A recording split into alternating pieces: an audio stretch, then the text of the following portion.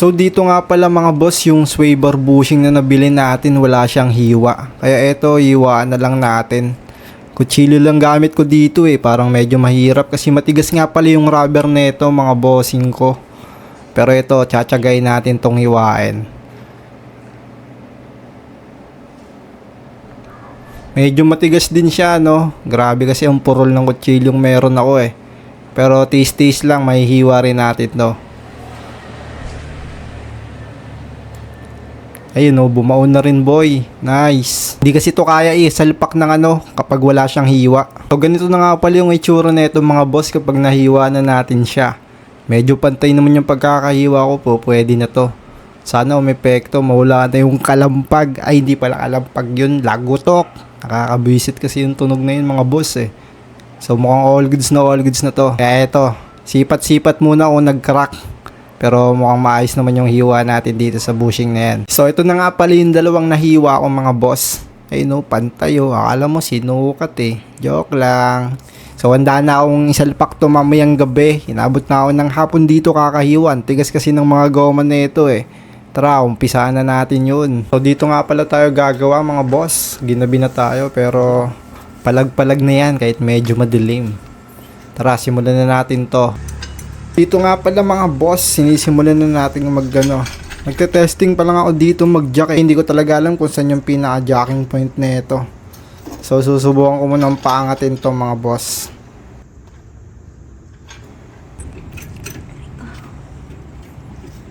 Todo higa Sirani ko yan sir.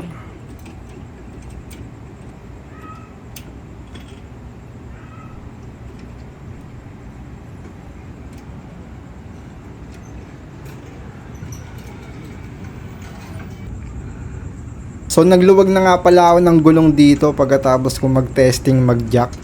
Di ako sigurado kung gagana yung pag-jack natin dun sa may pinakaharap Pero sige, luluwagan muna natin tong mga tornilyo bago natin tuluyang iangat. So dito rin tayo sa may kabila syempre mga boss. Tamang luwag lang muna tayo ng mga tornilyo para di tayo mahirapan.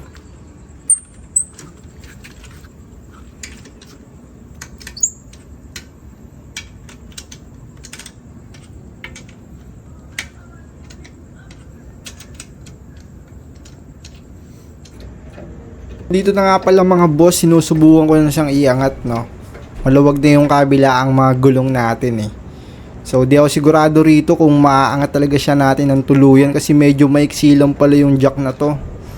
Ayan, sagad na. Sige, sirain mo. Para bumili kang bago. So nag-iisip nga pala ako mga boss kung dito na tayo sa gilid Wala, hindi gagana yan boy. Lumipat ka sa kabila. Maiksi yung jack mo.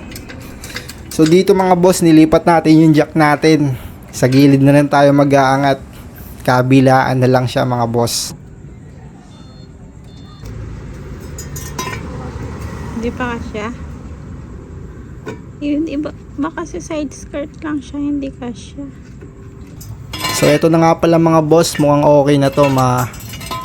Ilalagay na rin natin yung jack stud natin para safety.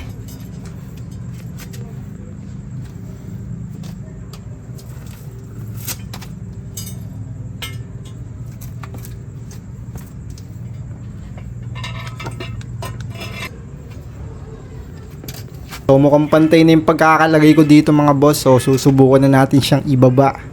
Dahan-dahan lang, wag bibiglain boy. Baka biglang mawasak. Yun, tamang sipat lang. Mukhang all goods. Mukhang sapit na sapit.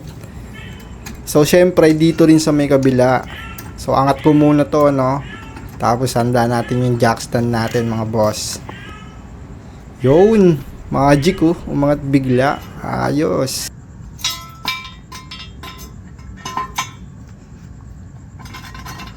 Mukhang pantay na yung pagkakalagay ko rito kaya binaba na natin yung jack natin.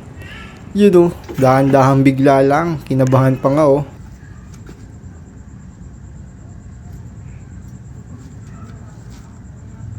So binaba ko na nga pala yung jackboy tapos rekta na tayo sa pagtatanggal ng gulong kasi wala na tayong problema.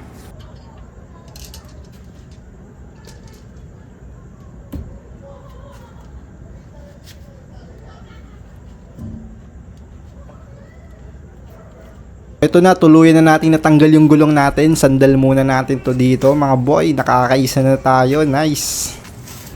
So ito nga pala yung papalitan natin dito, no? You know, yung sway bar bushing. Alam ko talaga yung dahilan kaya lakas-lakas talaga ng lagotok eh. Papalitan natin yan mga boss. So syempre, tanggalin na natin tong kabilang gulong para dalawang gulong na yung sa harapan na wala.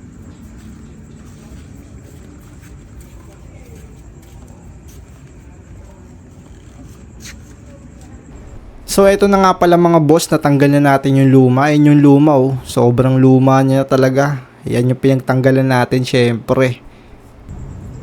So kung ikukumpara nyo, sobrang luwag na netong isa. Syempre yung bago, masikip pa. So tinanggal ko rin pala yung sway bar natin dito mga boss. Ay ano pala, stabling. Ano lang naman eh. Sobrang hirap nga pala neto sikwatin mga boss kasi ang hirap niyang kumuha ng pwesto para magkaroon ka ng puwersa, maluwagan yung tornilyo. So tsatsagain na nga lang pala natin to hanggang sa tuluyan nating mahigpitan, no. So kulang pa sa higpit to. So tara, let's go. So ito na nga pala mga boss, ibabalik na natin yung gulong natin. Sana successful, no. No kaya mawawala kaya yung tunog ng galagotok. So tamang kabit na lang muna tayo dito ng gulong natin mga boss. Tapos bababa na natin tong sasakyan.